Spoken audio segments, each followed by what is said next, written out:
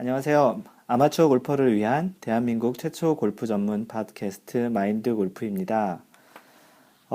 이제 제 여섯 번째 샷을 녹음을 하게 됐네요. 오늘은 제목을 먼저 알려드릴게요. 매번 제목을 좀 나중에 알려준다고 해서 궁금하신 분들이 있을 것 같아서요. 요번에 할 제목은 골프공의 그 올록볼록한 그 부분이 있는데 왜 그 부분이 있는지, 사실 그 명칭이 딤플이거든요. 그래서 골프공의 올록볼록한 그 딤플이 있는 이유에 대해서 오늘 얘기를 하려고 합니다. 그 전에 그 최근에 그 골프 전문 그 잡지 중에 골프 다이제스트라는 잡지에 재밌는 그 내용이 하나 실린 적이 있어요. 제목이 그 달갑지 않은 골프 파트너 18가지 유형이라는 건데, 재밌게도 제가 두 번째 샷에서 녹음한 같이 동반하기 싫은 그 골퍼가 되지 않는 법, 그거랑 좀 비슷한 내용인 것 같아요. 물론 거기에 검명된 그런 내용 자체들이 제가 그 두 번째 샷에서 녹음한 내용들과 많이 똑같진 않은데요. 그래도 뭐 달갑지 않은 골퍼들은 좀 비슷한 형태의 유형을 갖고 있는 것 같아요. 그래서 그 18가지를 다 얘기 드리는 것보다는 제가 본 거 중에 좀 재밌는 것들 알려드릴게요. 그래서 첫 번째 유형이 뭐냐면, 그 부탁하지도 않았는데 스윙법을 참견한다. 소위 얘기하는 오지랖 넓으신 분들이죠. 라운딩 할 때도 이런 분들 계시고요.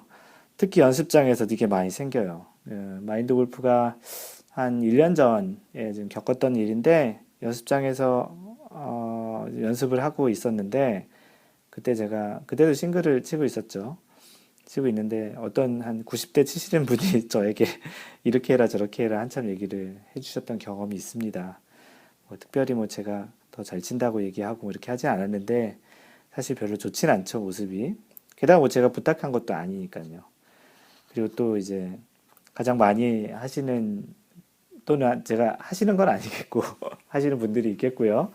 제가 가끔 이렇게 목격하는 그런 장면은, 연습장에서 모르는 사람한테 진짜 오지랖이에요. 가서 막 알려줘요. 이렇게 해라 저렇게 해라. 근데 그분 보면 그분도 만만치 않은 스윙을 하고 계시는데, 특히 남자분들 중에 여성분들한테 가서, 모르시는 여성분들한테 가서 이렇게 오지랖을 부리시는 분들이 계세요. 별로 좋지 않으니까 안 하시는 게 좋고요. 진짜 청해하면 진짜 요청을 해주시면 그때 가서 좀 알려드리는 것도 괜찮은 것 같은데, 하여튼 이 요청하지도 않았는데 스윙법을 참견한다라는 게 1등이었습니다. 어디 가서 절대 하지 않으시는 게 좋을 것 같네요. 그리고 세 번째로 있었던 게, 핸드폰을 귀에서 떼지 않고 계속 있는다. 그러니까 라운딩 중에 얘기하는 거겠죠. 계속 전화 오시는 분들이 있습니다. 특히 이제 영업하시는 분들, 영업으로 골프 치시는 분들, 무지하게 전화 옵니다. 골프 칠 때만큼은 좀 전화를 무음으로 해놓는지 아니면 뭐 이렇게 진동으로 해놓든지 해서 방해하지 않고, 전화를 하더라도 뭐 그늘집이나 이렇게 좀 모아서 좀 다른 동반자가 방해 안 될 때 하는 게 참 좋겠죠. 그리고 또 네 번째 있는 것도 재밌는데, 캐디에게 작업 거시는 분들이 있나 봐요. 아직도 이런 분들이 계십니다. 캐디분들, 이런 분들 주로 진상이라고 얘기하거든요. 제가 이 캐디가 이렇게 진상들에게 어떻게 하는 백에다 표시해놓는 게 있다고 한 글을 써놓은 적이 있었는데, 그건 나중에 제가 한번 다른 토픽으로 다룰게요. 그리고 11번째로 있는 게, 너무 자신의 잃어버린 공을 찾으려고 수단 방법을 가리지 않는 분을 얘기하네요. 제가 따로 얘기하지 않아도 어떤 분인지 알겠죠. 뭐 규정상 5분이라는 것도 있지만, 또 앞뒤 팀 페이스 유지하는 차원에서도 과욕적으로 좀 이렇게 찾으시지 않는 게 좋지 않을까 싶습니다. 그리고 14번째 있는 게, 멀리 건달라고 조르시는 분. 꼭 있어요, 꼭 있어. 진짜 이런 분 꼭 있어요. 뭐, 같이 치는 동반자들끼리 뭐, 라운드 하나당 멀리건 하나씩 쓰자, 뭐 그런 거는 괜찮겠지만, 뭐, 쳐서 그냥 오비가 나면 그냥 멀리건 달라고. 아니면 굉장히 애처로운 눈으로 쳐다봐요. 하나 달라고. 뭐, 귀여워서 하나 줄 수도 있겠지만, 너무 이렇게 조르거나 달라고 하는 것도 별로 좋지 않다라는 내용이겠죠. 그리고 마지막으로 17번째 있는 것 중에 하나가, 공 놓는 위치를 좀 속이시는 분들이 있어요. 뭐 놓는 위치라고 얘기하니까 뭐 티박스나 티인그라운드나 뭐 페어웨이는 아니고 그린에서 얘기하는 걸 거예요. 어떤 분들은 꼭 볼마크를 하시고 공을 집을 때는 공에 가장 가까운 쪽에 이렇게 볼마크를 하시면서 다시 이제 그 공을 다시 놓을 때는 조금 이렇게 거리를 두고서 좀 홀에 가까운 방향으로 놓는 분들이 제 주변에도 어쩌다 한 분씩 보입니다. 여튼 그 이런 것들을 속이는 거는 뭐 사실 뭐 10cm나 뭐 5cm 더 간다고 들어갈 공이 안 들어가고 안 들어갈 공이 들어가겠습니까? 심리적인 건데 참 보기 안 좋으니까 안 하시는 게 참 좋겠지요. 네, 이렇게 간단히 그냥 골프 다이제스트에 이런 내용들이 있는데 본인이 혹시 이런 거에 그 해당이 되는지 한번 생각해 보시고요. 최근에 나왔던 기사니까 조회해 보면 18가지를 다 보실 수 있을 거예요. 그 중에 본인은 몇 가지가 되는지 한번 체크해 보시고 뭐 한 두 가지 이상 되신다 그러면 한번 신중하게 잘 고쳐 보시는 게 어느 순간 그 주변에 골프 치려고 하는 사람이 없으면 이런 부분 한번 체크해 봐야 돼요. 18가지 중에 나는 몇 가지가 된다. 그런 차원에서 한번 체크리스트 삼아 보시는 것도 좋을 것 같네요. 지난 방송 이후에 그 리뷰를 올려주신 분들이 있는데요. 한 두 분 계세요. 들은 드리겠구나. 두 명이니까. 예. 그 아이튠즈에 올리신 분 중에 사이버캅 815. 굉장히 무섭네요. 경찰, 815 독립, 이런 아이디 같은데, 이분이 써주신 거는 그 목소리도 좋다. 정보도 나름 도움이 많이 된다. 그리고 이해하기 쉬워서 좋았다.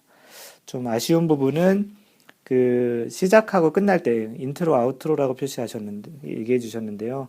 그때 음악이 좀 깔려줬으면 좋겠다. 제가 여러 번 얘기하지만 저 이런 거 할 줄 몰라요. 편집도 할 줄 모르고요. 할 줄 알아도 그냥 이렇게 그냥 아마추어 같이 그냥 방송하랍니다.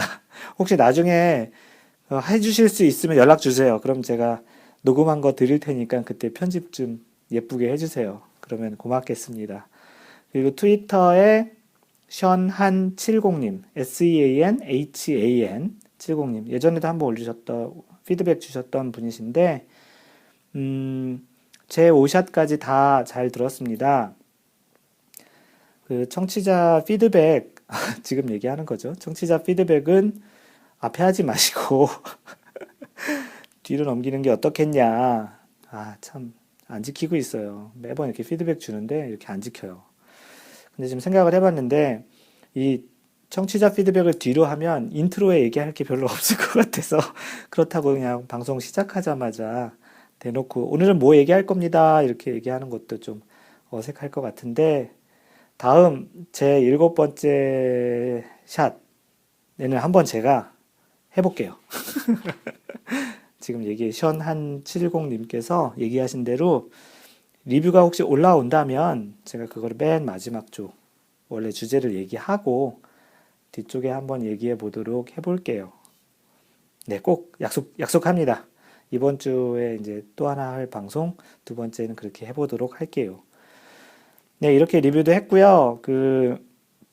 오늘 이제 메인 주제인 골프공에 있는 그 올록볼록한 사실 볼록은 아니죠. 안으로 들어간 부분만 있는 거죠.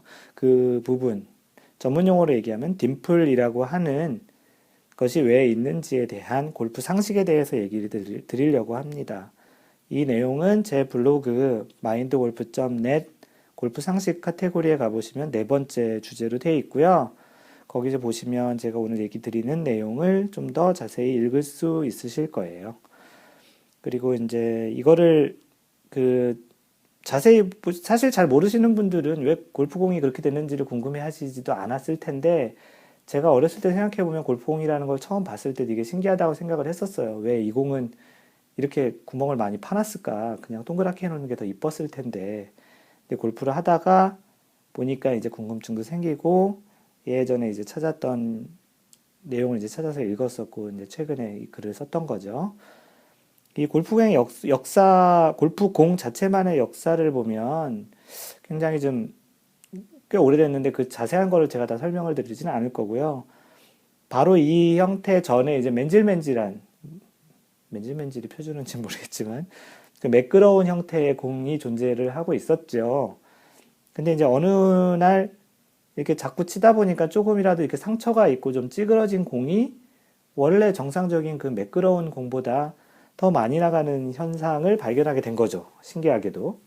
왜 더 새 거이고 맨질맨질한 게 더 잘 나가지 않고 왜 더 찌그러지고 이렇게 상처가 있는 게 더 많이 나갈까라는 현상이 이제 발견이 되면서 이게 이제 본격적으로 이제 연구를 하기 시작했던 것 같아요. 그래서 재밌는 거는 이제 요즘에야 이제 과학이 많이 발달하고 그렇다 보니까 이제 그런 공기 역학적인 측면에서 이제 굴곡이 있는 면에서 공기 흐름이 더 잘 빠지는 현상이라는 걸 이제 알게 되고 그러다 보니까 이제 좀 더 과학적으로 공이 더 많이 나갈 수 있는 형태의 모양을 딤플의 형태를 이제 만들어 가게 돼서 이제 현재의 모양이 된 건데 실제 그 지금 300야드 날아가는 그 드라이버 샷으로 이제 공을 치게 되는데 그거랑 똑같은 그 공이랑 똑같은 거를 딤플 없이 매끄러운 면으로 만들어서 쳐보니 실제로는 150야드 정도밖에 안 날아간다고 하네요. 굉장히 차이가 큰 거죠. 거의 반 정도가 이제 그 거리가 줄어드는 건데 굉장히 큰 혁신적인 발견이라고 볼 수 있겠죠. 그래서 이거를 약간 좀 저기랑 비슷한 것 같아요. 이해하기 쉽게 생각을 하시면은 우리 차 중에 SUV가 있고 그 일반 세단이 있죠. 세단이라고 얘기하면 일반 승용차들, 좀 낮은 형태의 차들이 세단이고 SUV나 뭐 한국에서 보통 우리 얘기하는 봉고 뭐 그런 차들 있잖아요. 뒤에가 스타렉스 같이 뒤에가 딱 떨어지는 형태. 세단이라고 하면 트렁크가 있어서 굴곡이 오다가 뒤로 이렇게 빠지는 형태고요. 자세히 보신 분들은 알겠지만 이 두 종류의 차에는 가장 큰 차이점이 뭐냐면 그 세단 같은 경우는 그런 게 없는데 뒤로 이렇게 깍두기처럼 이렇게 사각형으로 뚝 떨어지는 그런 차들은 뒤에 보면 와이퍼가 있어요. 와이퍼가 왜 있냐면 거기에 먼지가 많이 묻으니까 있겠죠. 그 왜 많이 묻냐? 어떠한 굴곡이 없이 이렇게 딱 떨어지는 형태에서는 공기 흐름이 그 면을 이제 만나면서 반대 방향의 와류 같은 형태의 이제 그 공기 흐름이 생기거든요. 사실 이런 것들로 인해서 그 공기 흐름으로 이제 먼지 같은 것들이 오다가 그 흐름에서 이 벽을 만나면서 반대 방향으로 와류가 생기면서 이 먼지가 붙는 것 때문에 그렇거든요. 그러다 보니까 세단 같은 경우는 그 뒤쪽에 있는 유리면도 경사져 있고 흐름도 잘 빠지니까 거기에 먼지가 앉을 수는 있겠지만 이렇게 달리는 속도에 의해서 와류에 인해서 붙는 먼지는 없는 거죠.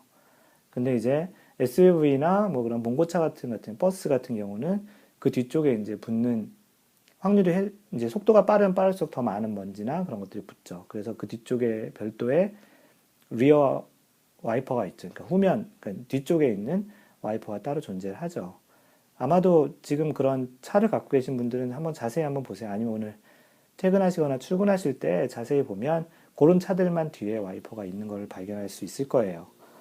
사실 이런 거는 좀 배에서도 배 맨 뒤쪽에 타보셔서 이렇게 배 그 막 거품이 나고 파도가 일는 거 이렇게 보신 분들 알겠지만 배 뒤에서도 이렇게 물이 흐름을 앞쪽에서 이렇게 옆으로 흐르다가 뒤쪽으로 배 뒤쪽으로 이렇게 흐름이 반대로 생기는 현상을 보는데 제가 그 고등학교 공업 시간에 배운 거로 배웠던 용어로는 조와 저항이라고 기억을 하는데요. 그게 이제 그런 형태의 공기 흐름 또는 물의 흐름 그런 걸로 인해 생기는 저항이에요. 그래서 날아다니는 물체가 굴곡이 이쁘게 떨어지지 않으면 갑자기 거기서 반대 형태의 이제 저항이 생기면서 속도가 떨어지는 거죠. 골프공도 이제 약간의 그렇게 이제 매끄럽게 빠지는 형태, 아주 이렇게 사각형처럼 딱 떨어지진 않지만 그 매끄럽게 이렇게 굴곡이 생겨서 빠지지 않기 때문에 날아가는 그 공의 뒤쪽에 잡아당기는 거꾸로 반대 방향에 그런 힘이 생겨서 훨씬 더 적은 거리가 나게 되는 형태로 이해를 하시면 될 것 같아요. 그래서 이 딤플은 뭐 캘러웨이 같은 경우는 약간 뭐 벌집 모양 같은 형태를 갖고 있는 경우도 있고요. 어떤 경우는 이제 동그란 형태의 모양, 그 어떤 또 공들은 동그란 모양도 뭐 큰 동그라미가 있고 또 작은 동그라미가 있는 형태도 있고요. 딤플도 과학이라서 굉장히 많은 공만 디자인하는 사람도 있고 공만 디자인하는 그런 팀들도 있습니다. 그래서 이 공들의 딤플을 자세히 보면 대략 한 350개에서 450개 정도 되고요. 획일적으로 뭐 이렇게 딱 몇 개라고 있진 않고 그때그때 공을 디자인하는 회사나 브랜드에 따라서 약간씩 차이가 있어요. 대체적으로 한 380개에서 한 420개 정도인 것 같고요. 언제 시간이 많이 되시면 심심할 때 하나씩 사인펜으로 이렇게 체크해 가면서 한번 세보세요. 자신이 갖고 있는 공의 딤플은 몇 개나 되는지. 예. 그래서 오늘은 그 골프공에 있는 약간의 그 볼록한 부분, 오목한 부분이 왜 만들어졌는지, 그거 용어가 무엇인지, 그리고 대략 몇 개가 있고, 왜 그런 현상이 생기는지에 대해서 제가 오늘 설명을 드렸고요. 딤플이라는 건 또 공교롭게도 한국에서 많이 팔리는 양주 이름 중에 또 하나이기도 하네요. 네, 오늘은 이 딤플에 대해서 얘기를 드렸고요. 다시 알려드리지만 제 블로그 골프 상식 네 번째에 있고요. 제 블로그 주소는 mindgolf.net입니다. 페이스북 주소는 facebook.com/mindgolf고요. 트위터는 twitter.com/mindgolfer예요. 그거는 골프가 아니고 FER 골퍼입니다.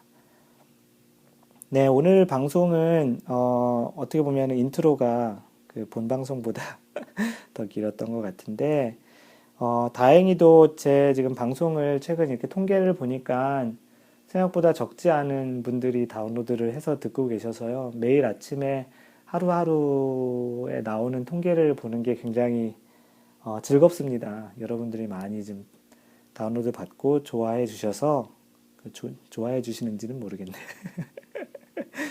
하여튼 지속적으로 다운로드를 많이 받고 계시고 피드백을 주셔서 굉장히 제가 이렇게 방송하는데 큰 도움이 되고요. 큰 활력소가 되는 것 같아요. 마지막으로 그 상대방을 배려하는 멋쟁이 골퍼가 되시고요. 오늘 하루도 푸른 창공에 굿샷 날리는 상큼한 하루 되세요. 이만 마인드 골프였습니다.